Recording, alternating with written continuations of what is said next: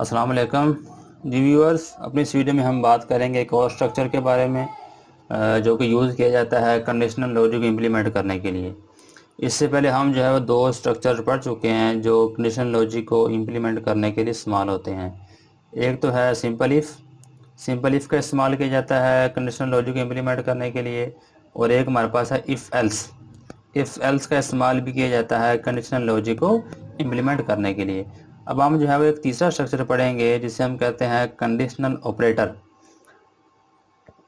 Conditional operator हमारे पास एक और ऐसा स्ट्रक्चर है जो कंडीशनल लॉजिक को इम्प्लीमेंट करने में हेल्पफुल होता है।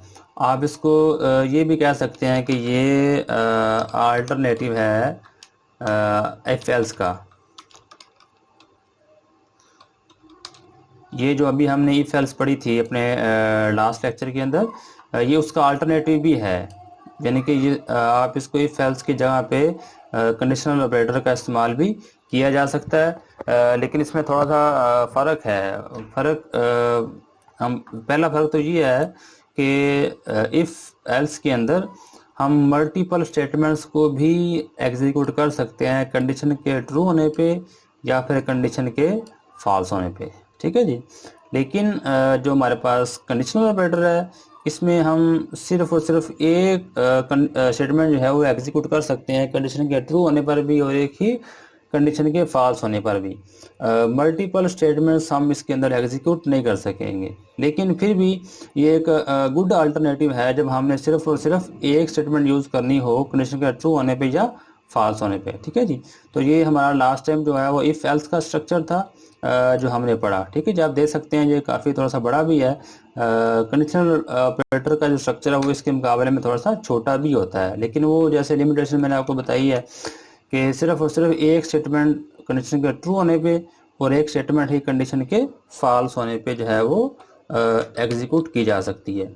इसका सिंटैक्स जो है वो कुछ इस तरह है कि सबसे पहले हम लगाएंगे कंडीशन, उसके बाद आएगा sign of interrogation. Sign of interrogation को ही हम कंडीशनल ऑपरेटर भी कहते हैं और इसको टर्नरी ऑपरेटर भी कहते हैं, क्योंकि जो है ये तीन जो है वो वैल्यूज लेता है एग्जीक्यूट करने के लिए पूरी स्टेटमेंट को। एक हमारे पास कंडीशन हो जाएगी और दूसरी हमारे पास दो स्टेटमेंट्स हो जाएंगी। एक को हम कहेंगे स्टेटमेंट 1 जो कि एग्जीक्यूट होगी इस कंडीशन के ट्रू होने पे, और फिर दरमियान में कॉलन आएगा और फिर आएगी स्टेटमेंट 2 जो कि एग्जीक्यूट होगी इस कंडीशन के फॉल्स होने पे। ठीक है जी।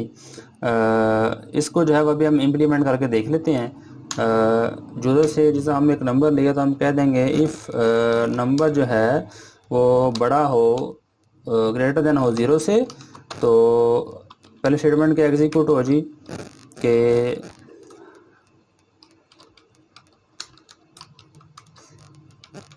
This is a positive number,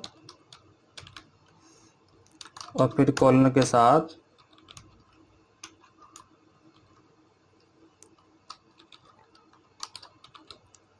this is a negative number. ठीक है जी। तो ये बिल्कुल सिंपल सा था कि सबसे पहले कंडीशन, उसके बाद इंटरोगेशन, और उसके बाद स्टेटमेंट्स जो ट्रू होने पे एग्जीक्यूट होगी और जो स्टेटमेंट जो फॉल्स होने पे एग्जीक्यूट होगी। ठीक है जी।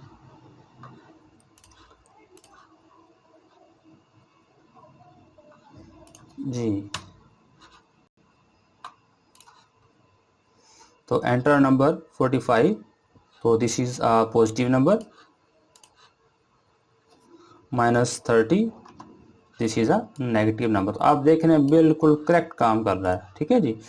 यानी कि जब ये कंडीशन ट्रू हो रही है तो वो शो करवा रहा है पॉजिटिव नंबर, यानी कि जब नंबर ग्रेटर देन 0 है तो पॉजिटिव नंबर है, और अगर नंबर लेस देन 0 है तो फिर नेगेटिव नंबर। यानी कि ये स्टेटमेंट जो हम पहले लिखते हैं ये एग्जीक्यूट होती है कंडीशन के ट्रू होने पे, बिल्कुल सेम जैसे वो इफ़ एल्स के केस में था। इफ़ के फ़ौरन बाद स्टेटमेंट लिखी जाती थी वो कंडीशन के ट्रू होने पे एग्जीक्यूट होती थी, और एल्स के बाद स्टेटमेंट लिखी जाती थी वो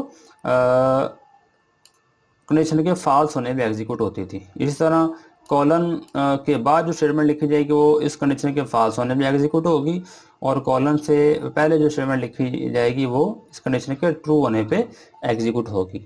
तो ये बिल्कुल ही सिंपल सा अल्टरनेटिव था जो है वो conditional operator if else statement का। ठीक है जी, इसको भी इस्तेमाल किया जा सकता है कंडीशनल इफ़ एल्स की जगह पे।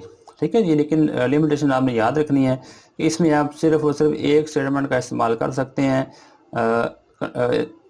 कंडीशन के ट्रू होने पे और फॉल्स होने पे। ऐसा नहीं है कि आप जो है वो जिस तरह उसमें करते थे कि हम जो है वो ब्रैकेट लगा के और मल्टीपल स्टेटमेंट एग्जीक्यूट कर सकते हैं, बिल्कुल ऐसा नहीं है। फॉर एग्जाम्पल मैं आपको करके भी दिखा देता हूँ ताकि आपके ज़हन में ना रहे कि प्रिंट एफ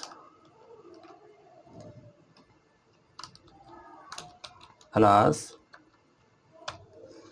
जी, तो ये एरर दे रहा है। ठीक है जी, कि ये मतलब ये नहीं आ सकता। ठीक है जी, expected expression before दैश token print F. ठीक है जी, तो ये एरर है, मतलब वो एरर किसी भी टाइप का दे, और उसके कहने का मतलब यही है कि चलो इधर लगा के देख लेते हैं। मतलब यही है कि हम यहाँ पे मल्टीपल स्टेटमेंट को यूज़ नहीं कर सकते, सिर्फ और सिर्फ आप एक स्टेटमेंट जो है वो यूज़ कर सकते हैं एग्जीक्यूशन के लिए। ठीक है जी, जब हमने एक लिखी है तो एरर फ्री होगी और हमारा सीधा चल रहा है -56, this is a negative number. ठीक है जी, तो ये था बिल्कुल सिंपल अल्टरनेटिव कंडीशनल ऑपरेटर का। एक और चीज़ है जो इम्पोर्टेंट है, आपको समझनी ज़रूरी है कि इसको नेस्टेड भी किया जा सकता है। इसको नेस्टेड भी किया जा सकता है। नेस्टेड से मुराद कि कंडीशन के अंदर एक और कंडीशन भी लगाई जा सकती है, यानी कि कंडीशनल ऑपरेटर के अंदर एक और कंडीशनल ऑपरेटर भी लगाया जा सकता है। और उसमें हम जो बाद में डिस्कस करेंगे, क्योंकि हम अपने अगले लेक्चर के अंदर बात करेंगे कि नेस्टेड इफ़ क्या होता है। नेस्टेड इफ़ जो है वो सिंपली इफ़ के अंदर एक और इफ़ का इस्तेमाल करना है।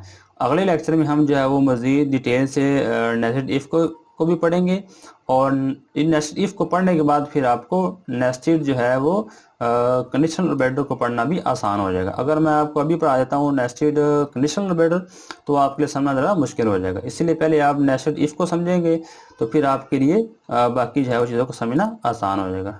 ठीक है जी, बस आज के लिए इतना ही है। तो ख्याल रखिए अपना भी और अपने इस चैनल का भी।